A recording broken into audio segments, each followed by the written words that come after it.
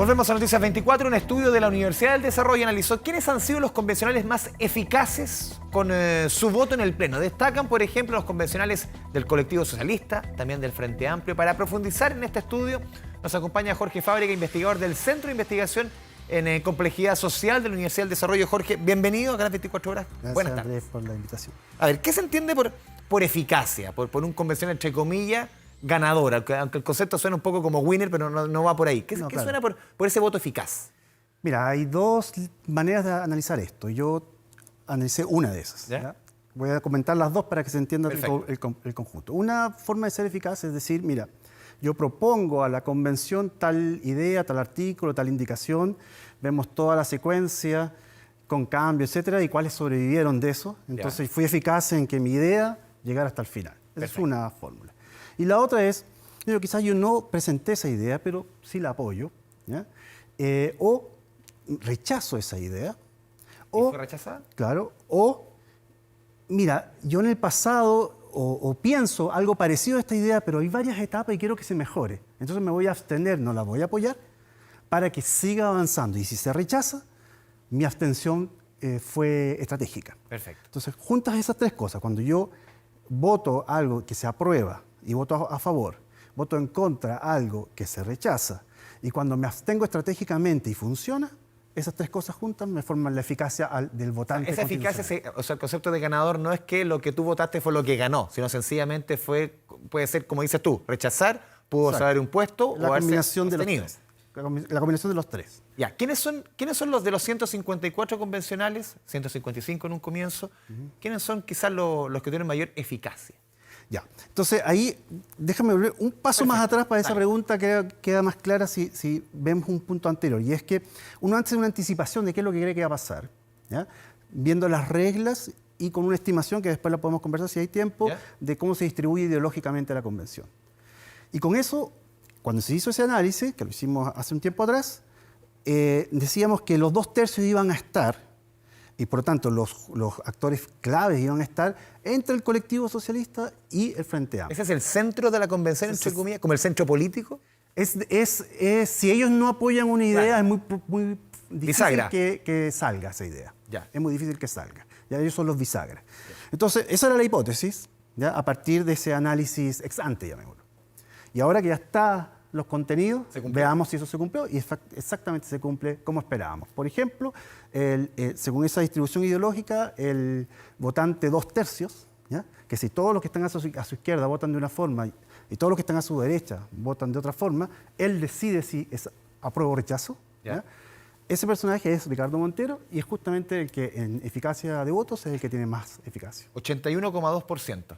En segundo lugar está leyendo Constanza Schoenhaut de Frente Un Amplio. empate técnico. Empate técnico. Sí.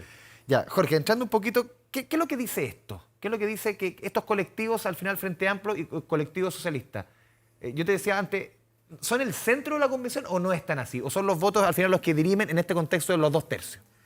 Mira, entonces ahí hablemos entonces de preferencia ideológica, porque lo que está detrás de este análisis es la idea de que, mira, votas por temas de carabineros, Banco Central, salud, educación, muchas Todo cosas. lo que vimos durante estos 10 meses. Exactamente. Entonces la pregunta que uno se dice, mira, estas cosas están de alguna manera correlacionadas y el análisis de preferencia ideológica lo que nos muestra es que con una sola dimensión de izquierda a derecha, tú explicas el 90% de la distribución de los votos. ¿Ya? Explica los votos.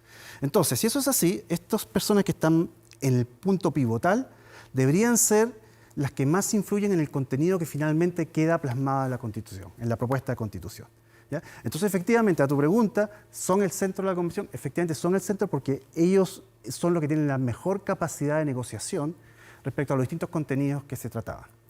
Pero ahí viene la segunda parte, y es que no solamente importa la posición ideológica, porque de repente, por ejemplo, tú puedes ser un convencional que te interesan los temas de medio ambiente y yo uno que le interesan los temas de salud. Y tu propuesta de medio ambiente quizás no es la que yo desearía, y al revés con respecto de salud, pero intercambiamos votos. O sea, yo te voy a apoyar en tu idea, tú me vas a apoyar en la mía. O sea, yo estoy apoyando una idea que no es exactamente lo que más desearía, y tú también. Y esas cosas hacen que la posición ideológica no explique todo del resultado de los votos. Y por eso este análisis de eficacia nos permite complementar eso y ver dentro de cada colectivo quiénes fueron los más relevantes a la hora final de los votos. Y en esos dos colectivos más relevantes son el colectivo socialista y el Frente Amplio. O sea, va correlacionado con estas dos figuras que mencionábamos al comienzo, que son los con más alta eficacia, ¿no? Así es, tal cual. Y en ese sentido, a ver, se puede también argumentar que, por ejemplo, dentro del colectivo socialista o dentro del Frente Amplio, ¿cuál es el margen de eficacia? ¿Cuánto hay entre el más eficaz y el menos eficaz? Porque imagino que los números no son tan iguales. No son tan iguales. Y las cifras en estos dos que me están mencionando, en el caso del colectivo socialista iban, si mal no recuerdo, es 82 Montero y... ¿lo puedo ver? Era Malucha Pinto. Sí, Malucha Pinto. Acá lo tengo, sí, porque se me olvida.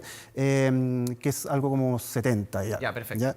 Y en el caso del Frente Frente Amplio era Schoenhout y prácticamente el mismo Mella. Ya. Y Jennifer Mella, si mal no recuerdo. ¿Ya? Y también un rango más o menos parecido de 15 puntos de diferencia entre la más eficaz y la menos eficaz. ¿Quiénes fueron los menos eficaces? Yo te diré inmediatamente, uno piensa quiénes son, que es la centro-derecha, que al final está... Totalmente, sí, el 42% algo así de eficacia.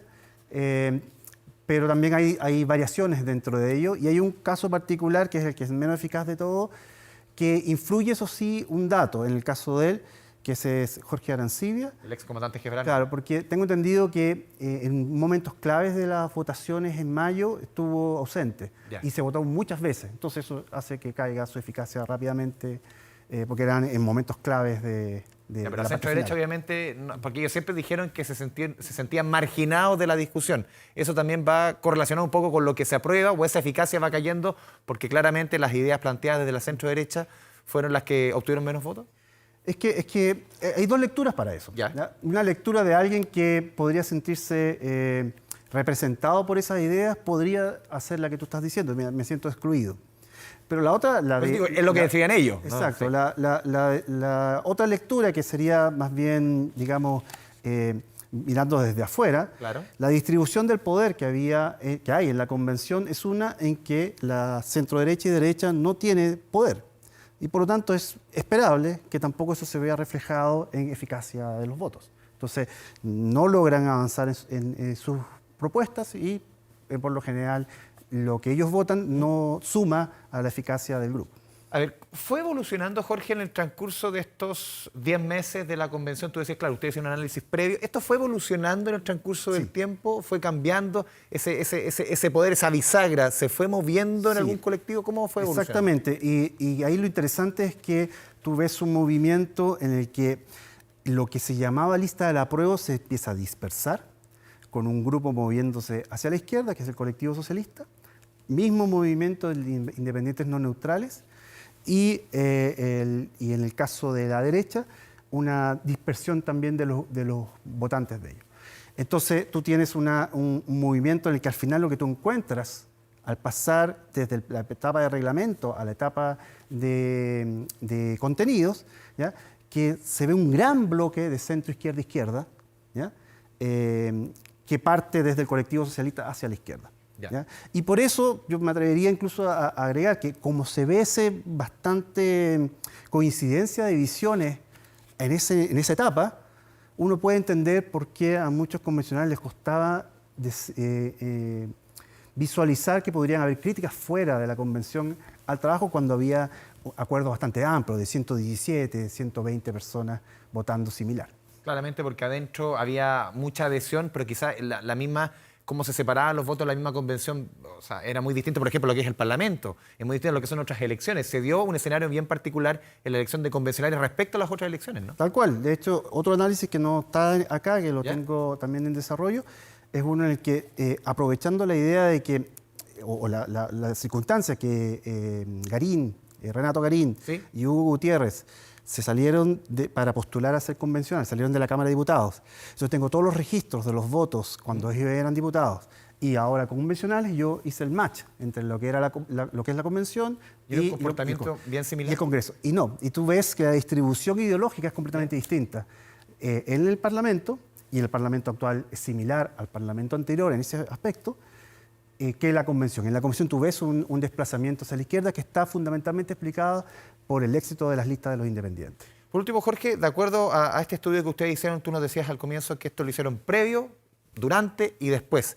Sí. ¿Se podía prever más o menos, claro, no en el contenido, pero más o menos el texto que podía salir, esto que vimos al final después de estos meses de trabajo, esta discusión que está instalada ahora, el 4 de julio vamos a tener el texto definitivo, ¿se podía decir esto es más o menos lo que podía salir?